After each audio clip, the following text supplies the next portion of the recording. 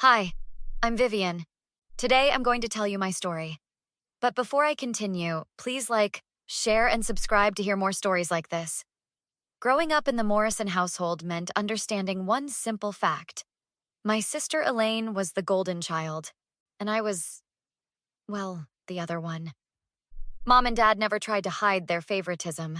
It was as consistent as gravity. Vivian, can you please move your graduation party? Your sister needs the house that weekend for her friends, my mom said when I was 18. But Mom, I've been planning this for months. We sent out invitations already. Just change the date. It's not like your friends have anything important to do anyway, she replied, dismissing years of my hard work in a single breath. That was the pattern. Elaine first, Vivian second, if at all. Still, I persevered. I moved away for college, built my own life, met the most incredible man named Noah, and we fell madly in love. After 2 years of dating, he proposed, and I finally felt like my life was truly beginning. They're going to try to ruin this too, warned my best friend Melanie over coffee.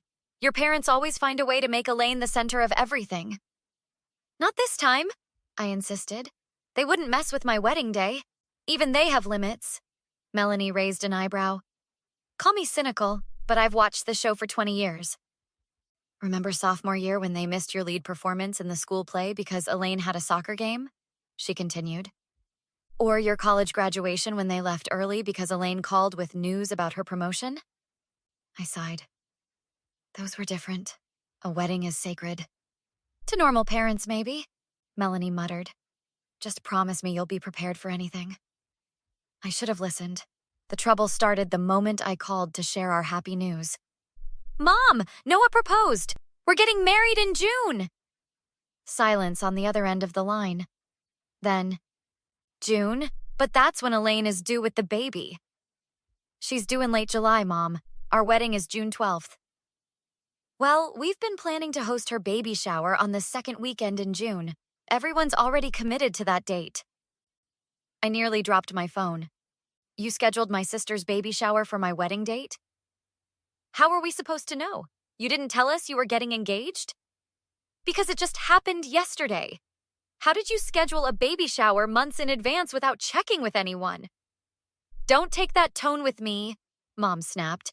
Elaine's baby is a once-in-a-lifetime event. And my wedding isn't? I could feel my blood pressure rising. You can always reschedule. The venue can't be that expensive to change. I gripped the phone tighter. We've already put down non-refundable deposits. We can't change it now. Well, we can't change the baby shower. All the family's already committed. Your father and I won't be able to attend your wedding if you keep it on that date. The conversation ended with me in tears, and Noah holding me, promising we'd figure it out. We could postpone, he suggested gently. That's exactly what they want, I replied, wiping my eyes. They've been pushing me aside my whole life. I won't let them push aside our wedding, too. What if we talk to them in person? Noah asked. Maybe if they see how important this is to us. You don't know my parents, I said, shaking my head. They'll make me feel selfish for even asking. That night, as I lay awake, a plan began forming in my mind. A wonderfully wicked plan. The next morning, I called Melanie. I need your help with something crazy. Those are my favorite words from you. We're still getting married on June 12th, but we're not telling my family. As far as they know, we've postponed until September. A secret wedding. Oh, this is delicious. But what about the baby shower? We'll attend as newlyweds. They just won't know it yet. Melanie cackled with delight. The ultimate revenge. What do you need from me? Help planning 2 weddings, keeping secrets, and possibly a place to stay if my family disowns me? Consider it done. Noah was skeptical at first. Are you sure about this? It seems a bit extreme. They scheduled a baby shower on our wedding day and expected us to be the ones to change plans. If that's not extreme, I don't know what is. He thought for a moment, then nodded. All right, I'm with you. But we're still having the big ceremony in September, right? I want to see you walk down the aisle. Of course, I promised. This is just for us, and for justice. You know, Noah said, pulling me close. This means we get 2 anniversaries. Double the presents. Is that all you care about? I laughed, poking his chest. No, he said, suddenly serious. What I care about is that you're finally standing up for yourself. I've watched you shrink around your family, and it breaks my heart. You deserve better. With you, I have better, I whispered. Over the next few months, we planned 2 weddings. The secret June ceremony with just our closest friends, and the September event my family believed was the real deal. I told my mother we'd rescheduled, and she was maddeningly satisfied. That's for the best, dear. Your sister will have had the baby by then, and everyone can focus on your special day. How thoughtful of you to consider Elaine's needs, I replied, my voice dripping with fake sweetness. Well, family comes first, she said, completely missing my sarcasm. Elaine's so relieved. June 12th arrived, clear-skied and perfect. We gathered at a small beachfront property owned by Noah's uncle.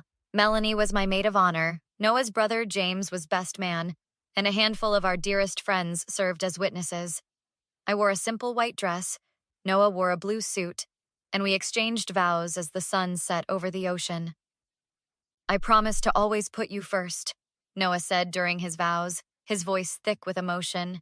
To create a family where your voice matters, where you're valued for exactly who you are. Tears streamed down my face as I replied, I promise to stand tall with you, to never shrink myself again, and to create a home where both of us are heard and respected. You may kiss the bride, said the officiant, and as Noah's lips met mine, I felt something I hadn't expected. Complete peace. Despite the family drama, this moment was perfect. At the small reception afterward, Melanie raised her glass. To the newlyweds and to the performance of a lifetime next weekend. James hugged me tightly. I've never seen my brother this happy, Vivian. You're exactly what he needs. I think we're what each other needs, I replied, watching Noah laugh with friends across the room. You know what I love about tonight, James said, following my gaze.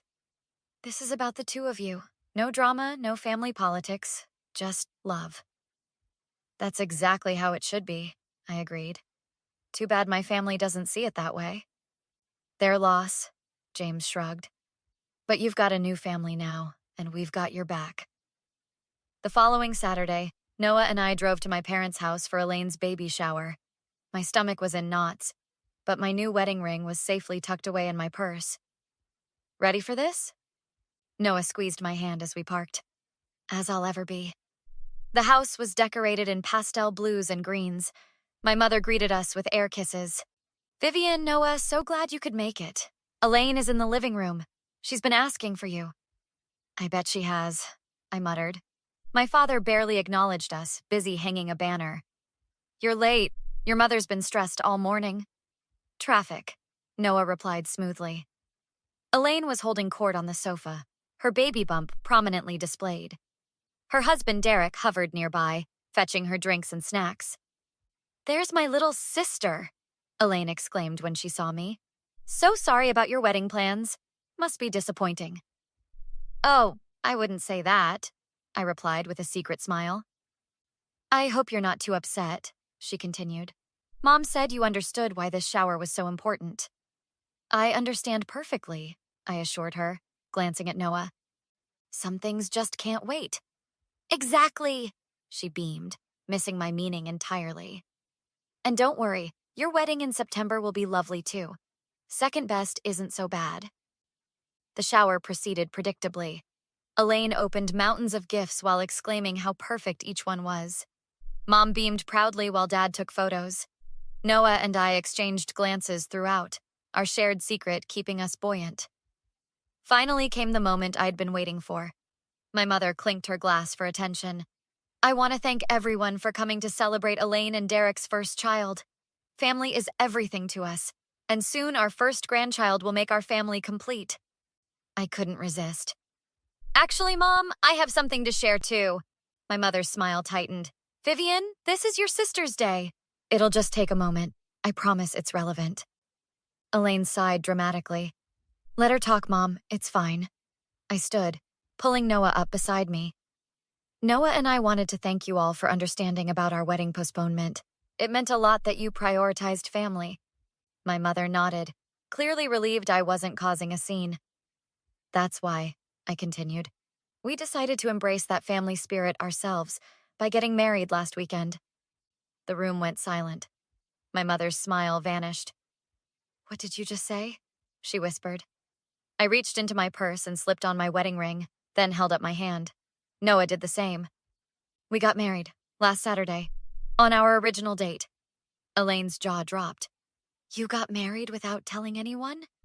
Well, not anyone. Our actual friends were there. We just didn't want to distract from your baby shower. My mother's face turned crimson. How could you do this? After we rearranged everything for September. You mean after we rearranged everything? I corrected her. And we're still having the September ceremony. You'll all be invited, if you want to come. This is so typical of you, Elaine spat. Always trying to steal attention.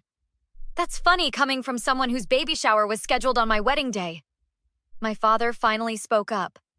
Vivian, that's enough. You're upsetting your sister. I'm upsetting her? Do you hear yourselves? You've been pushing me aside my entire life to make room for Elaine. I found someone who puts me first, and I wasn't going to let you take that from me, too. My Aunt Clara, always the peacemaker, tried to intervene. Perhaps we should all take a deep breath. No, Aunt Clara, I said firmly. I'm done taking deep breaths while my feelings get trampled. I've spent my whole life being quiet and accommodating. And where has it gotten me? The party devolved quickly after that. Guests made awkward excuses to leave. Elaine retreated to her old bedroom in tears, with Derek trailing behind her. My parents stood in stunned silence as Noah and I prepared to leave. If you walk out that door now, don't bother coming back, my mother threatened. I looked at her sadly. Mom, I haven't really been welcome here for years. The only difference now is that we're all admitting it. We left to the sound of my mother's indignant gasp. The fallout was nuclear. My parents didn't speak to me for weeks. Elaine blocked my number. But strangely, I felt lighter than I had in years. A month later, my phone rang with an unexpected caller. Derek. Vivian, it's Derek. Can we talk? Sure. Is everything okay? Not really. Elaine's been impossible since the baby shower. Your parents are at our house constantly, and they're driving me crazy with their opinions on everything. Welcome to my entire childhood, I replied dryly. Look, I never saw it before, but now I get it. The way they treat you versus Elaine, it's not right. What made you realize that? Honestly, watching them plan our nursery while telling us our ideas for our own child's room were wrong. I finally understood what you've dealt with. We talked for almost an hour. By the end, Derek had convinced Elaine to meet with me. That meeting was tense, but productive. For the first time, Elaine listened instead of dismissing me. I always thought you were exaggerating, she admitted. But I'm starting to see it now. Mom and Dad, they're a bit much. A bit? Okay, a lot. They've taken over our house, our nursery plans, even our baby's name choices. Nothing is good enough unless it's their idea. Now imagine that for 28 years.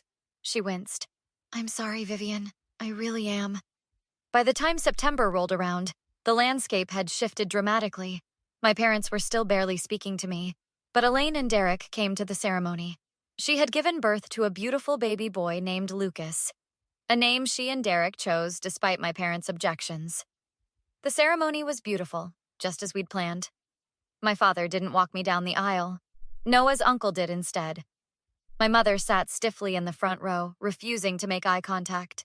At the reception, Elaine approached me with baby Lucas in her arms. He wants to meet his Aunt Vivian, she said, carefully transferring him to my arms.